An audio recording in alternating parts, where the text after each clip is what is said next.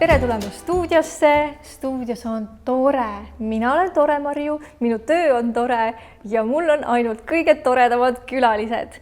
Ja isegi kui see külaline ei ole otseselt seotud tore ühinguga, siis mul on väga hea meel, et sa oled siin just praegu, sest hetkel on käimas vaimse tervise kuu ja väga paljud just sellel nädalal hästi palju rõhku panevad, näiteks ma tean, et tore koolides, tore noored mõtlevad igasuguseid asju välja hetkel just vaimse tervisega seotult. Ja sinul on see, ma olen kuulnud sind välja ütlemas kuskil kanalites ja erinevates kohtades, et sinul on see südameasi. Tere, Jaanika! Tere!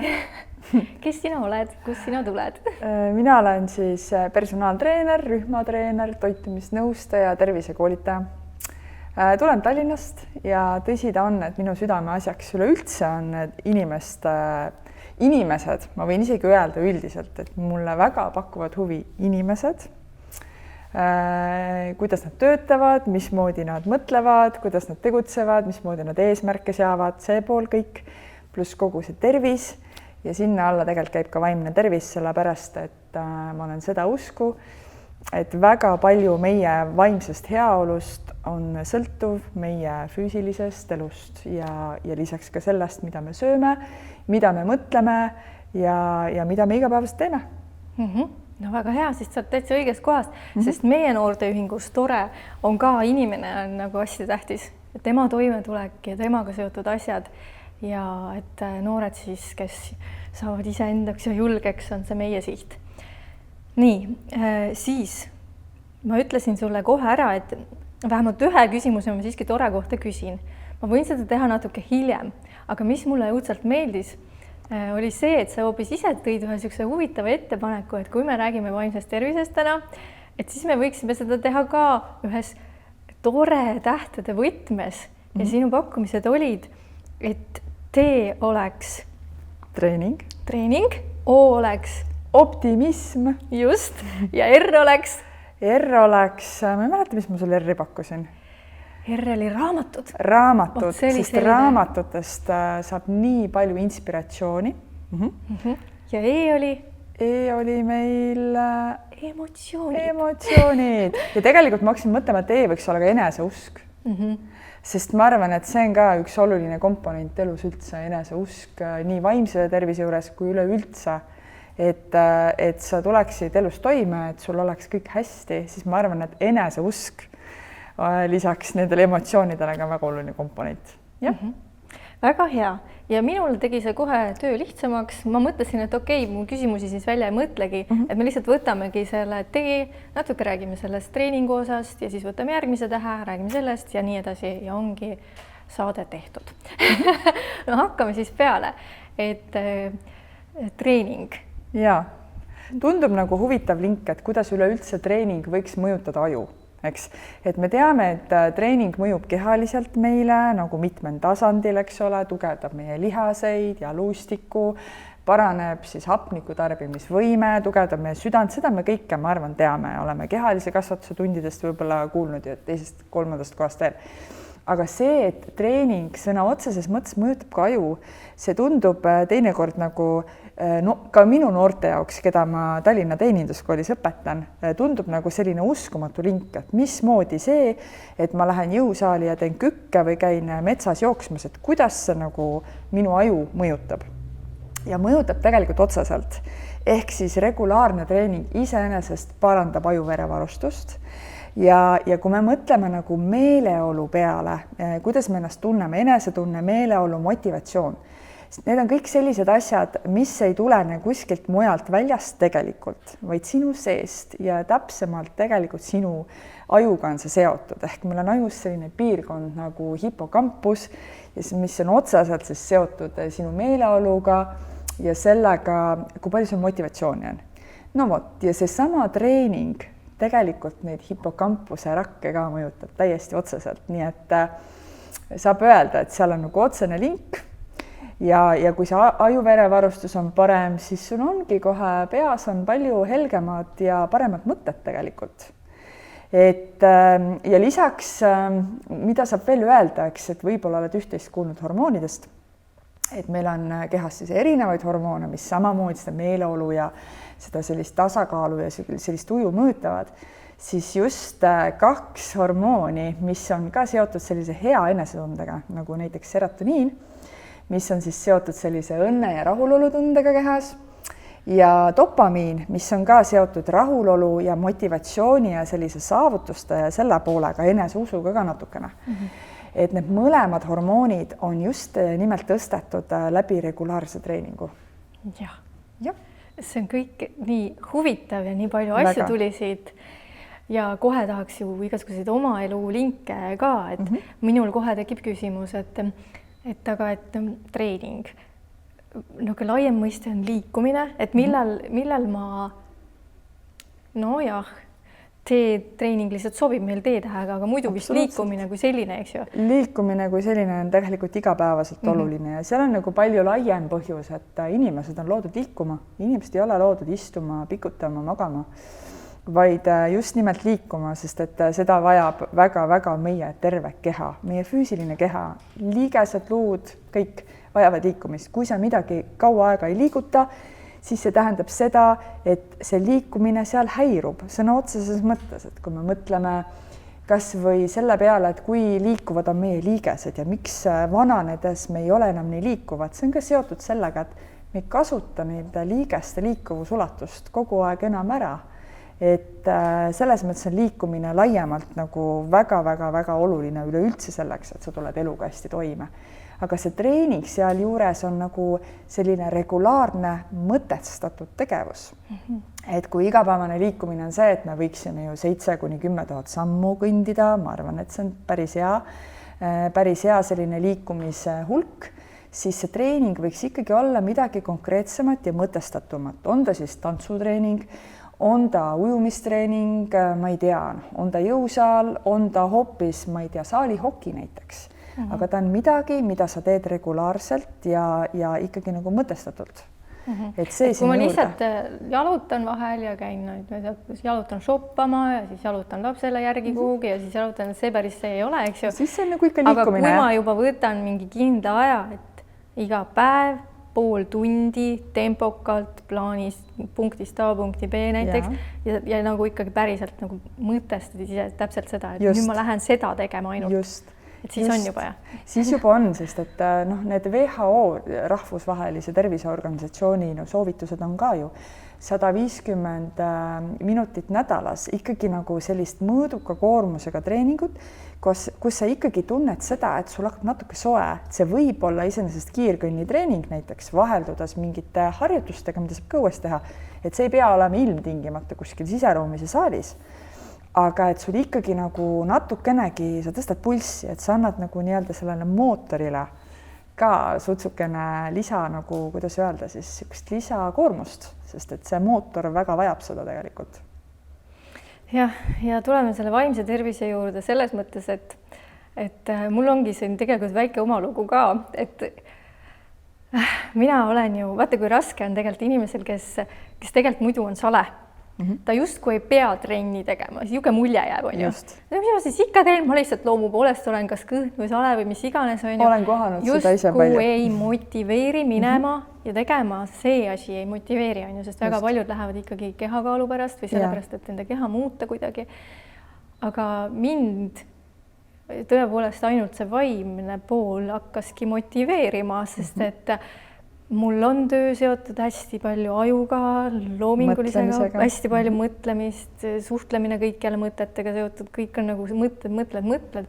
Ja ühel hetkel ma panin tegelikult tähele, et midagi nagu ikkagi vist pean tegema, et nagu natukene rahulikumaks, sest mis on siis meie levinud praegu vaimse tervisega seotud, on ärevushäired, eks ju, et tõesti kõik ajab ärevaks, sest sul on sees nagu kõik, sa ei liiguta üldse ja see nagu jääb sisse siia. Et see liikumine pani minul näiteks selle tõsiselt nagu palju paremini tööle kõik, et ma saan sellega paremini toime ja ma märkan seda ja ma nagu teadvustan ise ka, et see on seotud päriselt ja muidugi seda kõike ju toetasid ka need teadmised sellest, et see on uuritud asi, et ma üldse saingi nagu hästi ruttu selle valida, kui ma panin tähele endaga neid asju.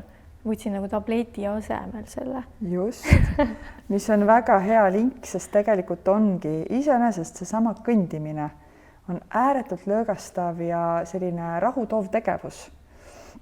Ja kui rääkida veel eraldi ärevusest, et ärevuse käes paljud inimesed kannatavad tänapäeval ärevuse käes, eks ole, et see on natukene seotud nagu ka meie ajastuga, et meil on nagu vähe füüsilist koormust tegelikult, me ei tee nii palju füüsilist tööd, aga samas vaimne pinge, ma arvan, et on kohati 2-3 korda kõrgem kui vanasti või näiteks kui 100 aastat tagasi. Ma arvan, et see on kordades, ma isegi ei tea, kui palju kordi, sest see kas või see sotsiaalmeedia, see kõik see kiirus ja plink ja hästi nagu reaktsiooni nagu sunnitud multitaskima. Just, nii ta on. See väsitab inimese ära.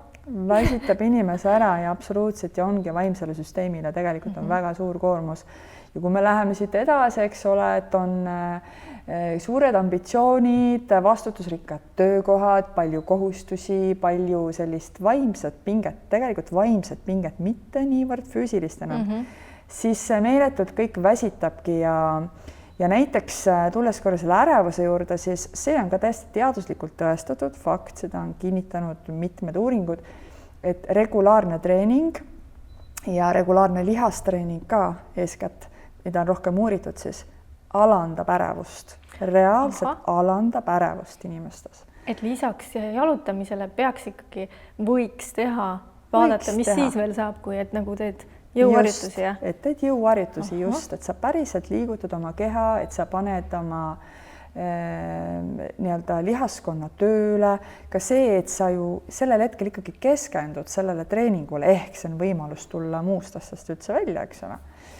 Et see kõik ja korra, kui mõelda seda vaimse pinge poolt veel, et meie nagu nii-öelda loodus on sättinud meie kehad selliseks, et kui meil on selline võitle või põgene olukord elus, vanasti, eks ole, kui sa sattusid metsas karuga kokku, siis sul oli võitle või põgene hetk tuli, eks ole, kus keha tõstis adrenaliini taset meeletult ja kortisool tõusis ja see oli vajalik selleks, et sa midagi teeksid.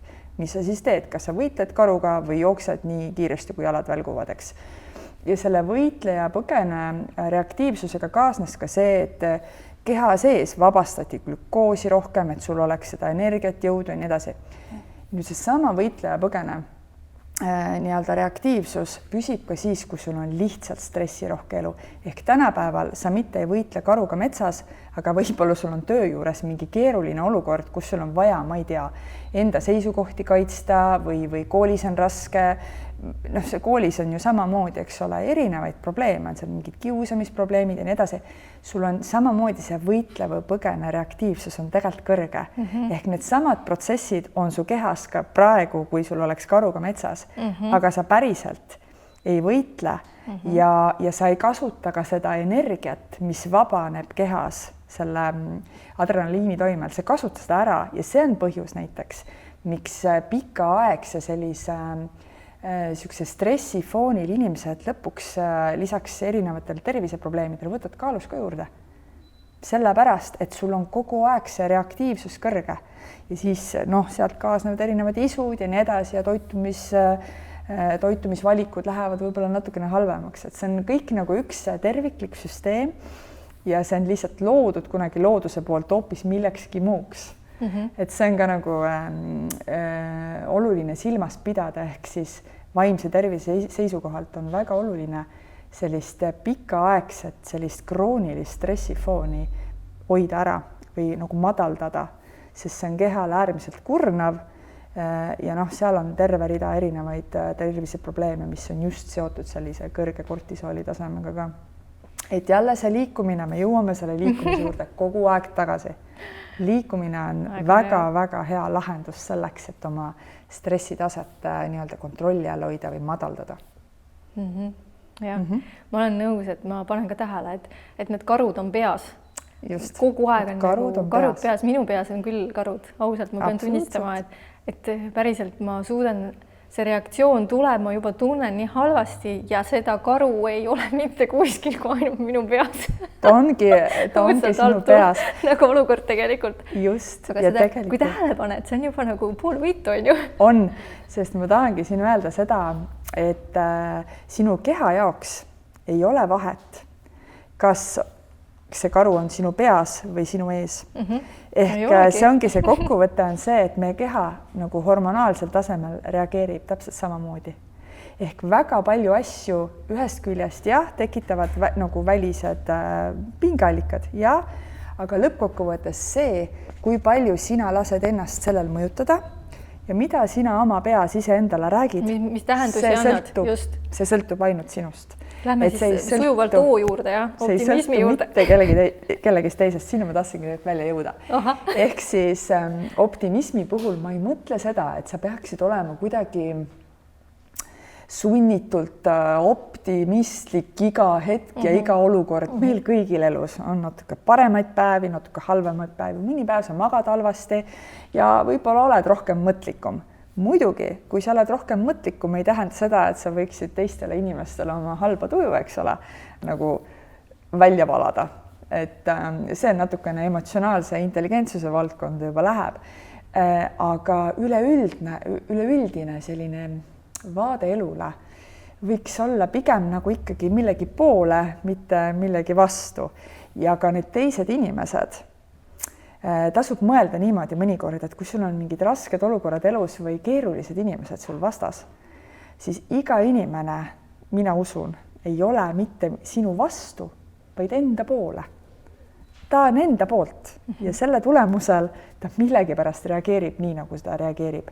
Ja tegelikkuses seda, kuidas tema reageerib, nagu nii sina muuta ei saa. Sina saad muuta ainult seda, mida sina nii-öelda vastuseks talle ütled või kuidas sa käitud või kuidas sa seda enda sisse nagu nii-öelda võtad ja kuidas sa seda filtreerid kõike.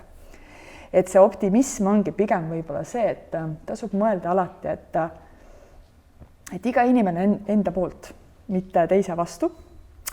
Ja võib-olla see, et ka ressursid on meis alati olemas. Kõik ressursid, mida sul on vaja, on alati olemas, lihtsalt mõni päev on neid ressursse natuke vähem kui teisel päeval. Võib-olla nii.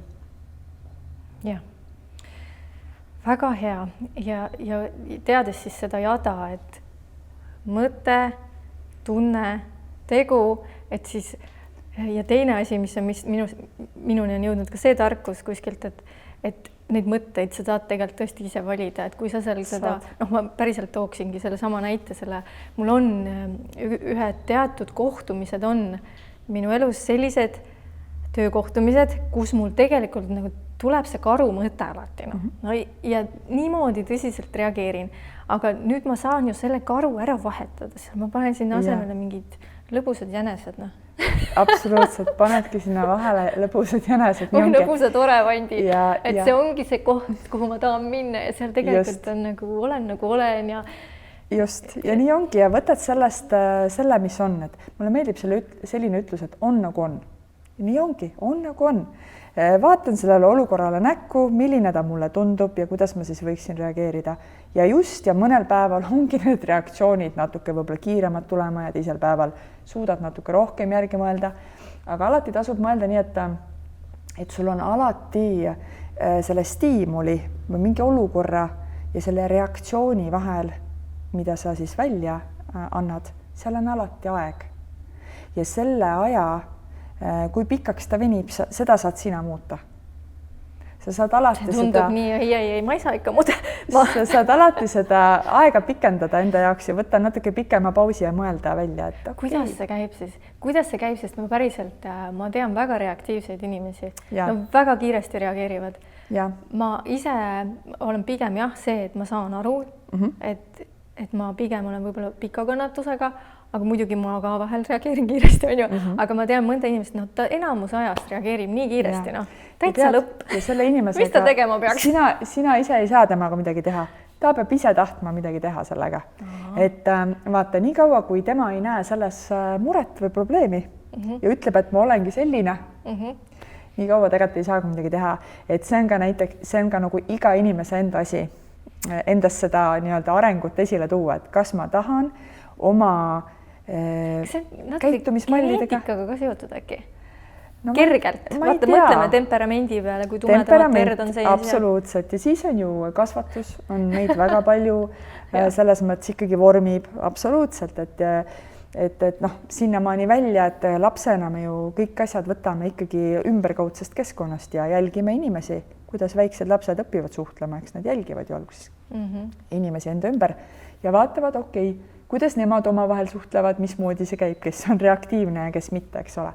Ja see tuleb nagu kõik meil pagasina kaasa. Aga siiski, kui sina ise midagi tahad, kui sa teed otsuse ära, et sa tahad muutust, sa tahad teha teisiti, sa tahad reageerida teisiti, sa tahad olla teistsugune, siis see on võimalik. Kui sina ise tahad, see on täiesti võimalik. Sa võid lihtsalt otsustada, et homsest ma tegelen oma reaktiivsusega.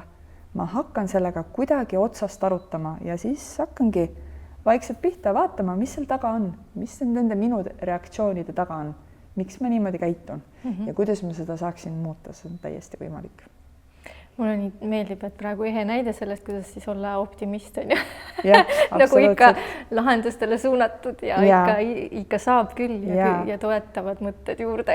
Just, et mul lapsedki vahest tsiteerivad mind koolis, et ütlevad, et me otsime võimalusi ja lahendusi, mitte takistusi ja et kõik on lahendatav. Ja mina usun siiralt seda, et alati on mingile ka väga keerukale olukorrale mingi lahendus olemas ja väga keerulistest ja võib-olla ka valulistest kogemustest elus on ikkagi võimalus õppida. Et seal on alati, see on jälle see optimism, kas ma näen selles keerukas mineviku olukorras õppetundi või ma näen mingit, ma ei tea, süüdistust või midagi sellist, eks. Et alati saab õppida asjadest ja ka valusatest asjadest saab õppida. Ja näha seal positiivset külge, muutusid võib-olla tugevamaks. No aga vaatame siis seda R-i nüüd ka. See oli raamatud. Raamatud, jaa. Nii, mis sa täpsemalt mõtled? Ma mõtlen raamatuid üleüldse tegelikult, sest raamatud, isegi kui nad ei ole seotud kuidagi liikumise või elustiiliga või vaimse tervisega isegi, siis kaudselt on raamatud väga seotud vaimse tervisega, isegi kui nad ei ole selle sisulised. Sellepärast, et raamatute lugemine, ilukirjanduse lugemine näiteks on üks võimalus, kuidas seda sama dopamiini oma kehas tõsta. See dopamiin oli see hormoon, mis oli seotud siis meeleolu ja sellise nagu motivatsiooniga. Ja just aeglast dopamiini ehk pikalt toimivat dopamiini tegelikult väga hästi aitab ilukirjandus näiteks tõsta kehas.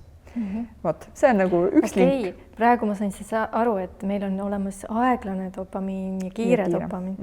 Mina olen aru saanud, et dopamiin on selline, et nagu saavutus, et sa saad midagi tehtud, et siis on see hea tunne. Jah, siis on sul hea tunne. See on see kiire, jah? See on tegelikult suhteliselt pigem nagu, ta võib-olla kiire, aga pigem võib-olla isegi aeglane. Kõik need sellised õppimine ka, mingi uue asja õppimine, puhas aeglane dopamiin, sul on tükk aega põnev ja siis sa saad sellest selgeks ja sa saad sellise rahulolu tunda, et vaat ma nüüd oskan seda, on ju. Ja raamatud erinevate ka õpetlike videode vaatamine, kus sa reaalselt midagi õpid, midagi põnevat, ma ei tea, kas meisterdatakse seal või mis iganes, on ju. Aga üleüldises plaanis kiire dopamiin on ja tõesti näiteks sotsiaalmeedia pidev scrollimine, eks, on kiire. Samamoodi kiire dopamiin võib olla see, et mul on mingi meeletu, ma ei tea, burgeriisu ja hüppan sealt burgeri kohast läbi ja söön selle burgeri ära. See on üsna nagu pigem nagu kiire toimega dopamiin, jah, sa said oma selle isu nagu rahuldatud, aga siis on jälle kõik, eks. Et jah, et see on väga oluline siis, et tegelikult pigem seda leida asju, mis seda rahulikku mõnusat aeglast püsivamat dopamiini aitaks. Pikemat aega. Ja raamatud on üks. Aga raamatud ju ka üleüldse, selles mõttes, et raamatud laiendavad väga palju silmaringi ja mida rohkem sina üldse elust ja olust ja ümberkaudsetest asjadest tead, ma arvan, et seda avatum on su maailmapilt ja võib-olla selles mõttes see tuleb nagu igas eluvaldkonnas, ma arvan, kasuks, kui sa oled lugenud palju raamatuid. No 2 viimast raamatut, mis sa lugesid? 2 viimast raamatut, ausalt. Lugesin ühte hormoonide teemalist raamatut, kohe ma püüan tuletada meelde, mis selle nimi oli, see oli alles hiljuti tuli välja eesti keeles ja veel paar kuud tagasi ta oli raamatupoodidest üsna topis. Ta on väga mõnusas ladusas keeles kirjutatud, üldse mitte teaduslik ja väga vahvas võtmes nagu selles mõttes ka, et kuidas neid hormoone oma kehas, nende taset nagu tõsta ja mis on need positiivsed ja negatiivsed küljed, sest et noh, kui me korra ennem puudutasime seda kortisooli ja seda stressihormooni teemat, siis ka kortisoolil on väga palju positiivseid toimeid, sest et kui meie keha kortisooli ei toodaks, siis meie hommikul liigutama elu sees ei hakkaks, vaid lebaks diivanil seal oma õnnetundes edasi, eks ole. Nii, oota, see oli üks raamat nüüd? Teine raamat, mõtlen kohe, ma olen hästi palju lugenud praegu erialast kirjandust, kuna ma valmistan oma koolitunde ette. Toitumine, treening ja tervis, selline paks raamat on, Tallinna Ülikool on välja andnud roheliste kantega. Väga hea ja põhjalik. Võib-olla jah, pigem fanatile ütlen ausalt, et muidu võib-olla on natuke raske kirjandus lugeda. Need vist on praegu viimased. Jah. Ja tead, miks ma küsisin, ütle ausalt sellepärast, et minul on juba päris pikka aega tegelikult sellisele küsimusele võimalik vastata lasteraamatutega. Viimane oli Charlotte Kopp-Võrku ja Harry Potteri 3. osa. Ja see on sellepärast, et ma lihtsalt loen oma lastele õhtuti ja ma teen seda niivõrd nagu, see on täiesti absoluutselt igapäevane asi. Ja mul on seda täiega endal vaja, ma panen tähele, et mul on endal nii mõnus, pluss ma nagu alati hakkan kohe pärast lõpus, see on nagu mingi rituaal, mis mul peab olema, et siis ma huinun väga hästi. Ja, sest sa oled loonud sellise tasakaalu seisundi, sest kui me räägime unest, siis uni on üks väga oluline komponent vaimse tervise juures. Nagu nii suure mõjuga üleüldse elus ja pikaealisuses ja igapäevases toimetulekus ja tähelepanus, mälus, kõiges, no täiesti alahinnatud teema. Aga uni on tõesti oluline ja see nii-öelda unehügieen või see, et kuidas õhtuti uinuda, kuidas sa saavutad sellise hea une ja et sa magad ka oma tunnid täis, siis see lugemine vastu magamist on väga soovitatud tegevus, sest et ta tegelikult ongi selline rahustav. Et tund aega ennem uinumist või sellist nagu planeeritavat magama mineku aega tegelikult ei tohiks olla nendest sinistes ekraanides, sest et nad viivad sul une ära, otseselt jälle hormoonidega seotud, et vastu õhtut meie keha hakkab järjest rohkem tootma melatoniini, mis on siis unehormoon, mis tekitabki sulle selle unisuse, et sul oleks mõnusam uinuda, eks ole, ja need sinised ekraanid tegelikult lükkavad seda melatoniini lihtsalt edasi, sest et sinu silmade läbi tuleb see sinine valgus, mis annab kehale märku, et veel ei ole magama mineku aeg, sest et melatoniini just keha hakkab vaikselt järk-järgult vabastama hämardudes. Et siis sa nagu natukene tekitad segadust oma nii-öelda bioloogilises kellas. Ja, nii tore, et just raamatute kontekstis see uni praegu välja tuleb. Jah. Ja seal on ka päris suur maailm tõesti. On, sellest võib teha eraldi teema, see on nagu nii huvitav ja kuidas need kõik jälle omavahel ka seotud on see uni ja toitumisharjumused ja treening ja mismoodi, kuidas üldse keha siis areneb, kui sa oled pidevas unepuuduses, noh ilmselt mitte, jääme kergemini haigeks, immuunsüsteem saab kohe väikse löögi ja nii edasi, et seal oleks mitme saategu jutustada. Ääretult põnev teema. Mul endale jälle väga hästi palju küsimusi tahab ka kohe tulla, ma tunnen, aga ma tean, et siin ei jõua, et võib-olla siis kui ühe küsida, et okei, uinumine, kui see nüüd hästi läheb, aga et mis need põhiprobleemid siis on tavaliselt on, et ongi, kas inimene ei uinu pikalt. Magab vähe. Või siis jah, et ärkab liiga vara. Ja, magab vähe, eks ole, et öeldakse ikka täiskasvanul 7,5 tundi, 7–9 on see selline vahemik ja lastel ja noortel ju palju rohkem vajavad nemad und. Miks lapsed ja noored vajavad rohkem und? Sellepärast, et nad peavad kasvama ja kasvuhormoon, mis sõna otseses mõttes aitab meil siis nii-öelda kasvada ja meil täiskasvanuna taastuda. Seda hormooni keha nii-öelda siis eritab või selle eritamine toimub öösiti. sest siis, kui sul on nagu uni on häiritud, magad vähe, eks ole, siis juba kohe see nii-öelda kasvamine on häiritud, võib öelda, aga jah, seal on väga palju just mäluga seotud asju ka, et nii-öelda kõvakettale ümber salvestamine sinu ajus toimub öösiti. Ja see on jälle vaimne tervis ju. See on jälle vaimne tervis just, et ongi hilisemas elus erinevad mäluprobleemid, see on nagu üsna selline otsene link. Ja see on ka üks väga regulaarne asi, mis peab nagu hästi regulaarselt olema. Et muidu... Absoluutselt, füsioloogiline vajadus, täiesti füsioloogiline vajadus, samasugune vajadus nagu liikumine ja tasakaalustatud toitumine tegelikult ka. Et need on nagu nii basic vajadused, kui veel olla saab. Jah, aga vaatamegi, näiteks siin olid meil praegu 2 märksõna, et emotsioonid ja teine, mis mõtte sa juurde tõid, oli siis eneseusk. Vaatame neid emotsioone natukene. Et magamisega on emotsioonid nagu väga tihedalt seotud. Sellest me vist saame kõik aru. Alati me ütleme ju beebid, oi ta on väsinud, oi ta tahab magada, beebi nagu on ja siis lapsed, kui kuskil poes viskavad kõhuli, siis on ikka tavaliselt tegelikult on väsinud sellel päeval. Just. Ja ega see ei kao kuhugi. Suured inimesed täpselt samamoodi. Mina kukun niimoodi porisema, ma tean. Nagu ja mõhitama. Just. Mõhitama ja porisema. Väiksed lapsed lihtsalt läbi jonni nii-öelda väljendavad samamoodi oma emotsioone. Nad ei oska sulle öelda veel, et nad on väsinud. Aga jah, et emotsioonid... Ega suured ka ei ütle tihti. Ma panen tähele täiskasvanud inimesed ja niimoodi, et need reaktsioonid käivad jälle nii ruttu ära ja emotsioonid näidatakse kõik välja, aga kordagi tuleb pähe seda, ma olen nii väsinud, sellepärast ma tänan, kui jaksa sinuga sellel teemal rääkida ja ma olen nii väsinud. Ja tegelikult võiks räägime olla sellest aus. Järgmine päev või et võiks olla aus. Tegelikult võiks olla aus ja öelda, et ma ütlen jälle, meil on kõigil halvemaid ja paremaid päevi ja me olemegi, kõik võivad olla õhtuks väsinud ja kärsitud ja nii edasi ja vaevalt, et keegi meist kuidagi nähvata tahab kellelegi, eks ole. Et aga sealt sabast saabki niimoodi kinni. Mina ise küll kasutan seda, kui mul on ikka nagu halb tuju või mul ei ole hea olla, siis ma hoian oma ette. Ma hoian lihtsalt oma ette ja ütlen tegelikult sageli mu lastele ka seda, tuletan neile meelde, kui mõni tuleb halva tujuga toast välja, et kuule, meie ei pea sinu halba tuju siin kõik taluma. Et siis võib olla lihtsalt julgelt tegeleda oma asjadega või minna jalutama või teha midagi enda jaoks, et see tuju võiks minna paremaks. Ja mina ka oma lastele ütlen, et ütlengi tegelikult, küsingi nii, kas sa oled väsinud? Mis sa vajad? Sa vajad und praegu. Just. Ja see, väga tihti nad isegi täiesti saavadki siis aru.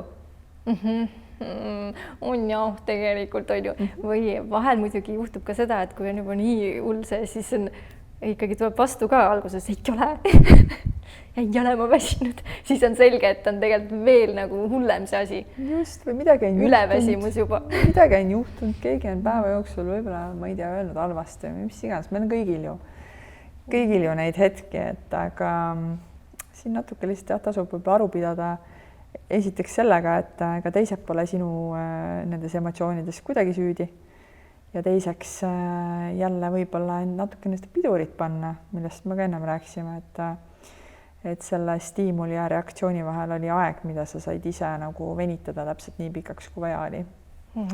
Et see natukene on ka selline iseenda korrale kutsumine selles mõttes, et või nagu iseendaga nõupidamine, et kas see on praegu kõige mõistlikum?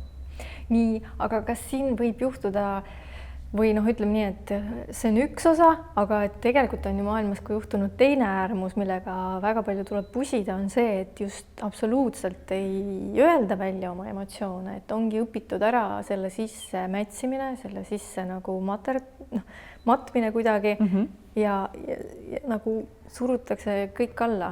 Et see mis on ka jälle vaimsele tervisele võib-olla meeletu pinge, eks ole, et kui need emotsioonid on kõik kuidagi peidetud enda alla maetud, et seda ma kindlasti ei soovita seda.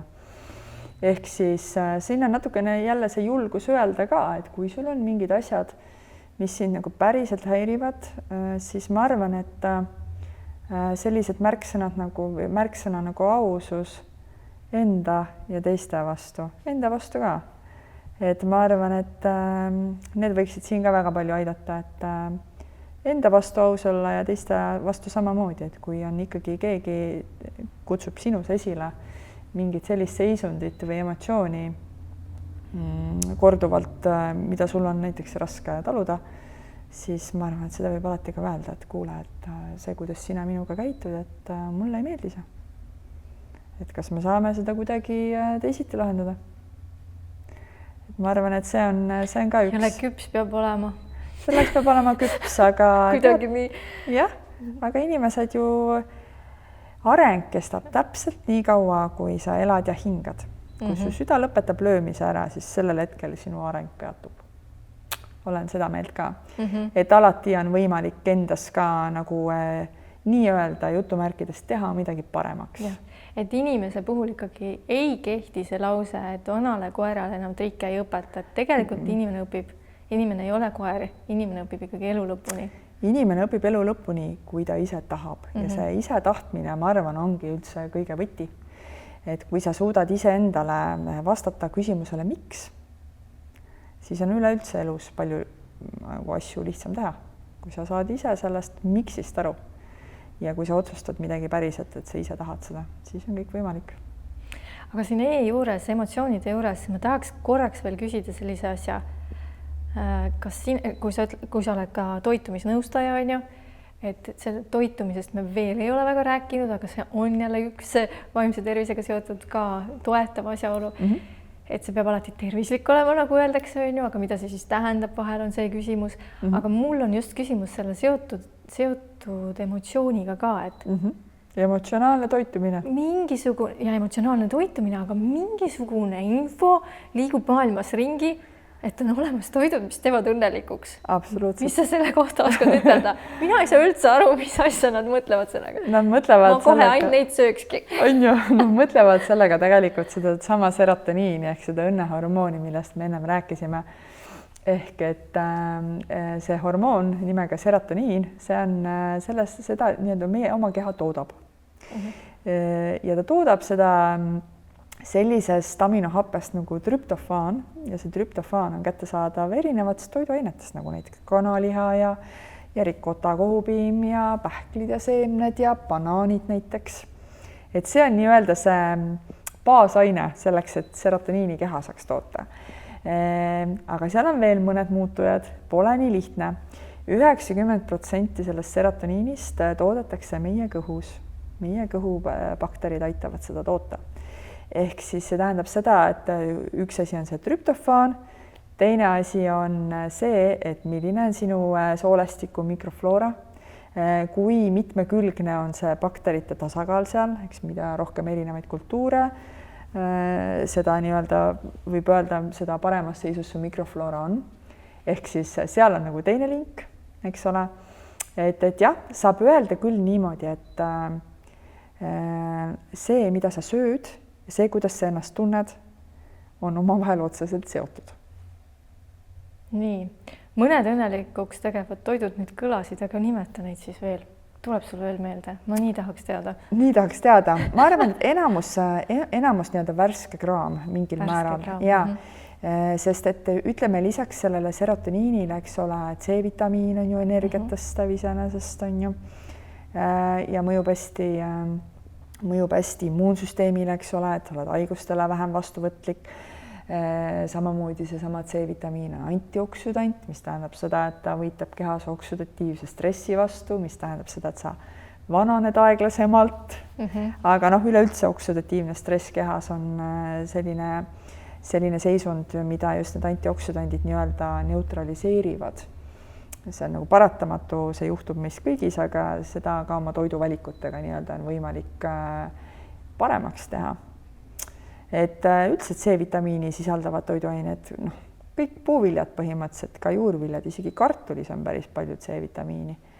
Et selline värske kraam võiks olla võib-olla üleüldine soovitus olla, sest et see sama värske kraam sisaldab palju kiudaineid ja need kiudained omakorda on toiduks meie soolestiku bakteritele. Ehk siis, et nad saaksid üldse seda serotoniini toota, et nad ise nälga ei jääks, selleks on vaja neile toitu. et selles mõttes on minu meelest keha on üks nii huvitav masin, nagu kõige keerukam masin, mida ma üldse tean, on inimese keha. Ei ole me ei rösterid ega võileivagrillid. Oluliselt keerulisem on see kõik, mismoodi meie kehas kõik töötab, mismoodi üleüldse inimese keha töötab, see on väga huvitav. Ja kõikide nende asjadega, mis me täna minu meelest rääkinud oleme, käib üks sõna kaasas, mis on kogu aeg, kõik asjad peavad olema regulaarsed väga. Sest ma olen ise ka pannud tähele, et mina olen küll üsnagi, oi jumal, kui palju aastaid juba hästi selline väga regulaarselt seda ka hoidev, et ma ei saa kohe, ma ise ütlen enda kohta nagu beebi iga 3 tunni tagant peab sööma midagi. Ja, sest meie keha sees on ka nii-öelda kellamehhanism ja meie keha tegelikult ajab taga seda tasakaaluseisundit. Keha tunneb ennast kõige mugavamalt tasakaaluseisundis ehk homoostaasis ja mis tähendabki seda, et meie pakume oma kehale väga regulaarseid asju. Regulaarset liikumist, regulaarset tund, regulaarset energiakogust, et ei ole nii, et nädala sees olen jube tubli, super tubli ja söön, ma ei tea, liiga vähe võib-olla isegi ja siis nädalavahetusel on hoopis mingi teine menüü. Keha ei taha seda, keha tahab, et sa ilusti regulaarselt talle annad täitsa tavalist toitu, olgem ausad, nagu sellist toitu, mida me oleme aastasadu siin harjunud sööma. Lihtsalt oluline on võib-olla see osa, et see toiduvalik oleks mitmekülgne. Mida mitmekülgsem on toiduvalik, seda rohkem sul on erinevaid mineraalaineid, vitamiine, kiudaineid toidulaual ja seda nagu mitmekesisem on ka see valik sinu kehale, mis sa siis pakud. No väga tore. Meie saade on nii huvitav olnud, meil on nii pikalt läinud, aga ma isegi tahtsin siia lõppu veel ühe sutsaka kinkida vaatajatele, kui meil on juba treener kohal, et siis me võiksime minu meelest ka mingisuguseid harjutusi teha, mis on samamoodi me mõtlesime seotud TORE-ga.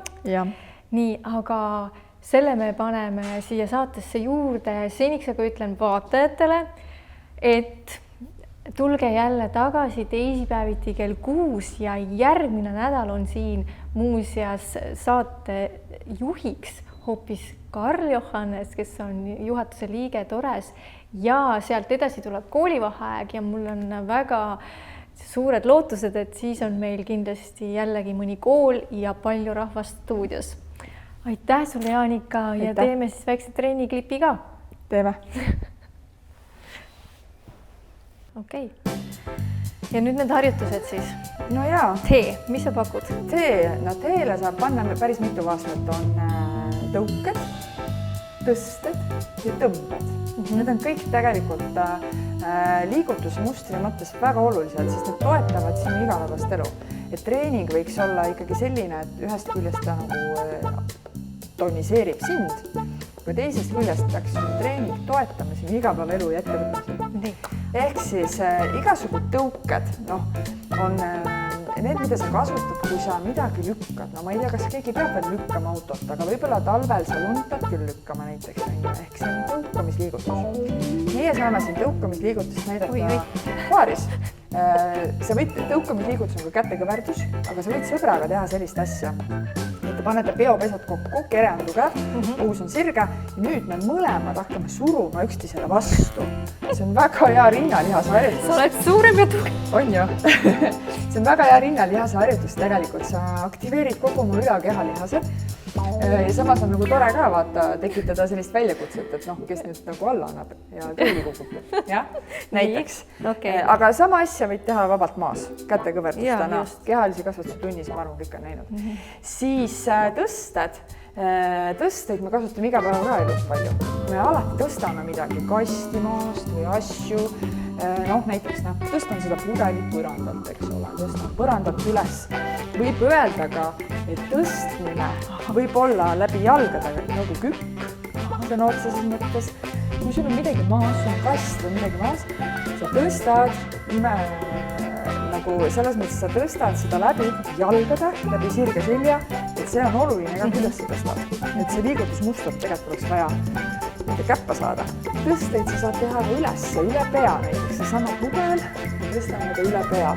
Panen midagi üles riiulisse näiteks, eks ole. Või siis õlapress jõusaalis või noh, mida iganes. Kui sul on, ma ei tea, väike õde või vend, siis sa saad teda tõsta näiteks ülesse, eks. Kolmas liigutus, teeliigutus on tõmbed. Tõmbed on äärmiselt olulised selleks, et see oleks hea. Me ei tee võib-olla igapäevaelust tõmbeliigutust väga palju. Sest kus sa ikka niipidi midagi tõmbad väga. Ma ei tea, auto ostu võib-olla tõmbad lahti, aga see on ka selline ühe käega tegevus on ju. Samas need ülaseljalihased, mis seda tõmmet teevad, kui nad on pikka aega sellised nagu inaktiivsed, nad on nõrgad, siis sa hakkad su mõjutama sinu rühti. Ja sa vajud kõssi ja järjest tulemini. Ja neid ülaseljalihast on vaja kindlasti treenida, ehk siis see tee ehk tõmme oleks väga hea teha nii, kui sa astad väikse sammu ette. Meil on praegu siis veepudel, täitsa okei raskusi siialgu. Ja nüüd sa tõmbad keha lähedalt selle pudeli endale siia puusa juurde, ja lased tagasi alla. Ja iga kord, kui sa teed tõmbeid, on oluline see, et sa liigutad oma abaluud kaasa.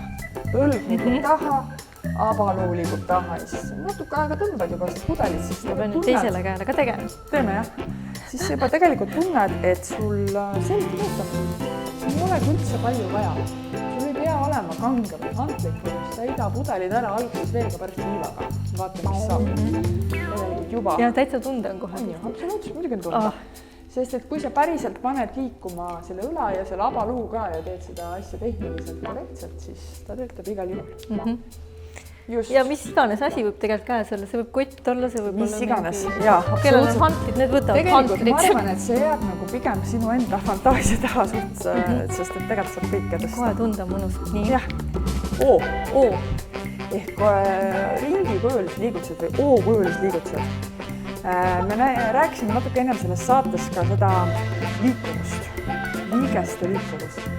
Peaksime kasutama oma liigestel seda liigutusamplituudi ära, sest et kui me liigume vähe, siis lõpuks aina ei saagi näiteks kätega teha nii suuri ringe nagu vanasti. See on esimene asi. Õlaliigese liikuvus on täiesti selline, et kui sa ei kasuta seda, siis see lihtsalt ajas taandub. Vahest tasub teha endale sellist testi ja vaadata, kas sa saad teha selja tagant kokku sõrmed või ei saa.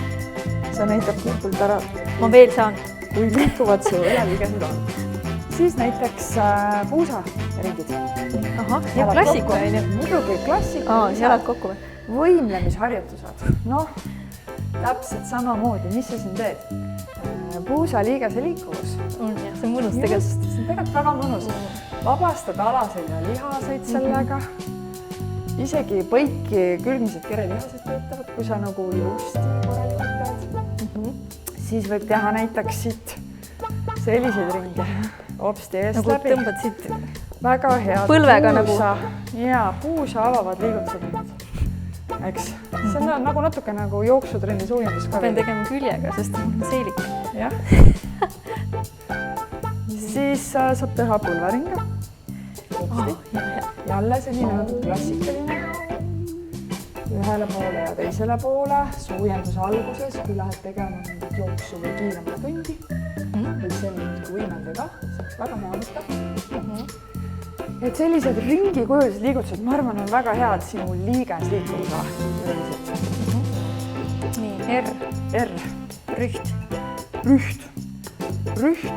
Korra natuke rääkisime nendest tõmmetest, aga rüht on äärmiselt oluline iga harjutuse juures, mida sa teed. Eks?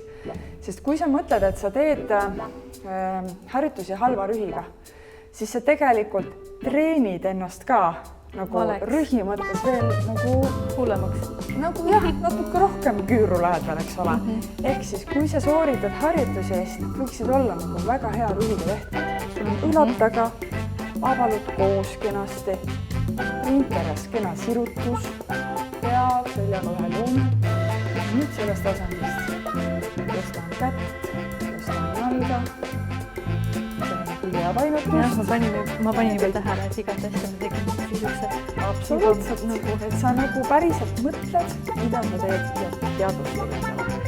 Treeningu puhul üldse sa sa võid alati teha trenni 50%-lise pingutusega või 80-sega või 100-ga. Ja see on täpselt samamoodi, nagu need mõtted on sinu enda teha, siis see, kui palju päriselt pingutad, on sinu teha. Sa võid lihtsalt võimelda läbi, nagu, aga sa võid ka niimoodi teha isegi oma keharaskusega, et sa päriselt paned iga lihase tööle. Väga äge. Ja siin oli mul veel endal üks mõte, et valesti tehtud rühipuhud ja tulevad valud ka. Muidugi. Et hakkavad valutama mingid kohad, mida sa sellepärast valutavadki, et sa tegid valesti. Sa tegid valesti või lihastel üleüldse tekib nagu düsbalanss. Lihased nii-öelda, kuidas ma ütlen siis, nad nagu töötavad paaridena. Jah.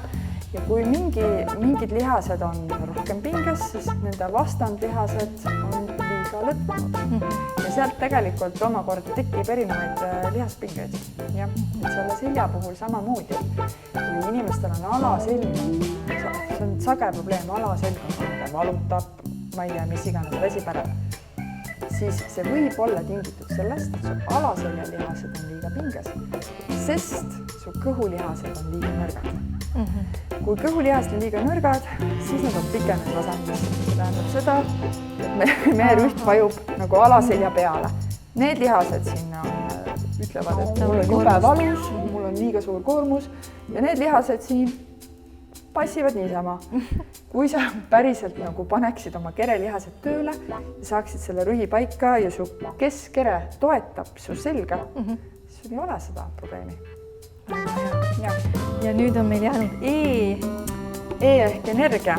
Jah, ehk siis energia selles mõttes, et olenevalt ka natuke sellest, mida sul hetkel vaja on. Kas sul on vaja energiat päriselt, energiseerivat tegevust, siis on võib-olla need liigutused või siis sport, mida sa teed, see liikumine, eks ole, siis ta ongi selline kõrgema pulsiga ja rohkem lihaskonda kaasab.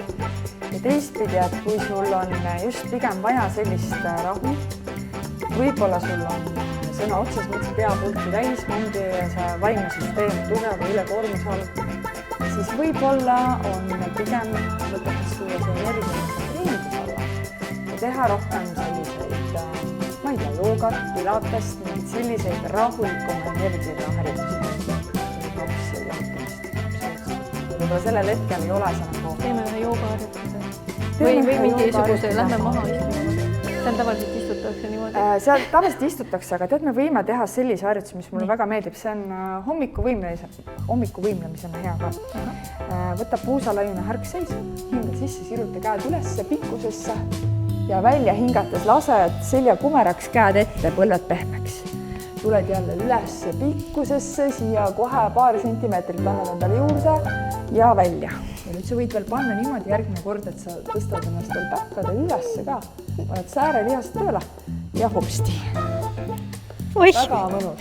Sa saad siin nagu nii palju erinevaid venitusi, et sa mõnus tõmbab sind nagu... On jah, energia, nagu teistmoodi läheb liikuma energia, mõnus. Sa saad samas sirutada, eks ole. Et ta ei ole midagi sellist. Ja see on nagu mõnus, jah? Just, absoluutselt. Muidugi on mõnus. Hästi hea. Hommikuks. Nii et kõigile kingituseks tore harjutused. Just, absoluutselt. Neid võib küll, ma arvan, igapäevaselt teha. Nad ei murra konti mitte ükski. Aitäh, sa oled kutsusid. Aitäh. Sa kutsusid. Järgmise korrani. Järgmise korrani.